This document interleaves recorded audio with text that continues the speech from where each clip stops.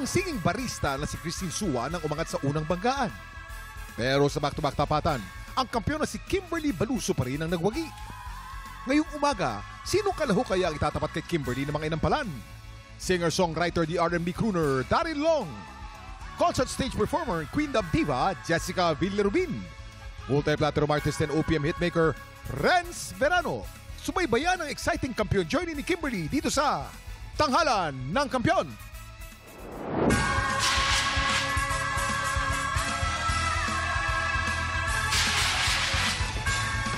Salamat po. Ayan. Ako, Thank you, thank you. Laguna laban sa Laguna. Dalawang magkababayan na maghaharap ngayong umaga dito sa Tanghalan ng Kampiyon. Ito na magpapasik laban sa Tanghalan. Jenson Buendia, Chloe Larino.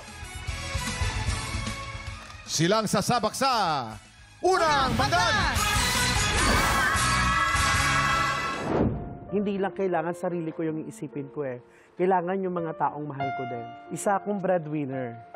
Sinusuportahan ko ang aking kuya, ang aking lola, ang aking lolo. Si kuya po kasi, 11 years old pa lang po siya. Meron na po siyang sakit na hypokalemia. Yung hypokalemia po is pagbaba po ng potassium ng katawan ng isang tao. Kaya ako nag-give back kay lola at saka kay lolo kasi sila po yung nagpaaral sa akin from elementary, high school hanggang sa makapag-college po ako. May time talaga na mapapagod ka as a breadwinner.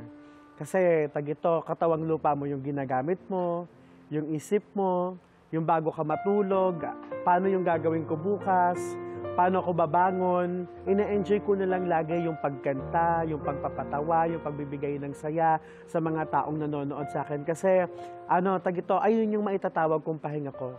Dahil ayun yung passion. Hi, I'm Jenson Buendia, 30 years old from Laguna. Jenson Buendia!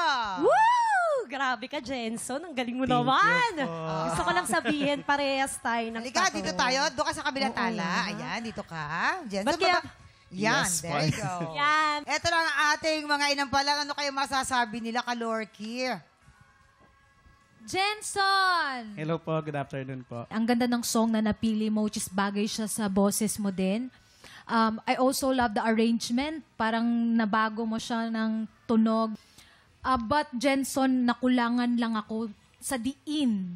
Yung low notes medyo sagad ng onte. And yung sustain mo sa magpakailanman, medyo dun sa dulo, medyo kinabahan ako kasi medyo napagod ng onte. At sa pangalawang magpakailanman sa huli, make sure na if ever makapasok ka man, mas sure.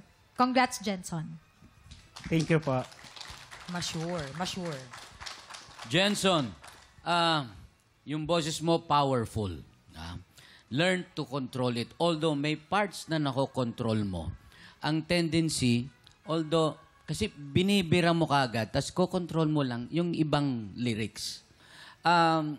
Meron ako kasing laging requirement na bawal magputol ng isang salita. Okay, mahirap yung magpakailanman. Mahirap, di ba? Pero kailangan. Kasi it's one word.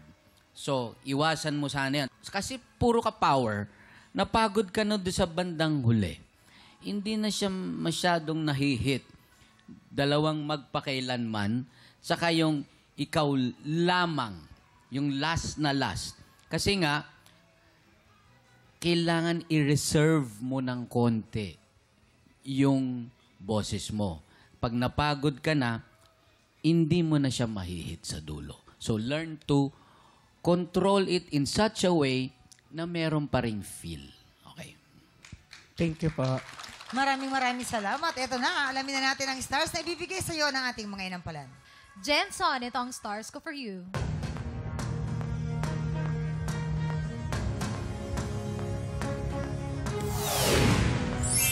3 stars! Ito naman ang aking mga bituin para sa iyo, Jenson.